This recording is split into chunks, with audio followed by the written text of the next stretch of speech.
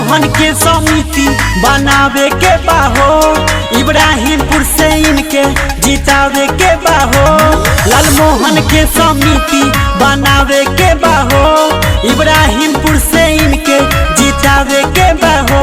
घूमी घूमी ई सबको बता देना है, घूमी घूमी ई सबको बता देना है। डोली छापा पर बटन दबा देना, मुर्गा भैया को विजयी बना देना है। हर घर में नल जल योजना का लाभ पहुंचेगा, शौचालय की व्यवस्था होगी, सड़क पुल पुलिये का बेहतर इंतजाम होगा, स्ट्रीट लाइट की व्यवस्था होगी, बुजुर्गों को वृद्धा पेंशन लाभुकों तक पहुंचेगा, विधवा माताओं बहनों को भी पेंशन मिलेगा। तो मतदाता साथियों, आपके बीच बेहतर व्यवस्था का इंतजाम करने के लिए कृत संकल्पित हैं। सबका से अच्छा, सबका से साचा, बाजी हमारा प्रत्याशी नो, बाजी हमारा प्रत्याशी नो।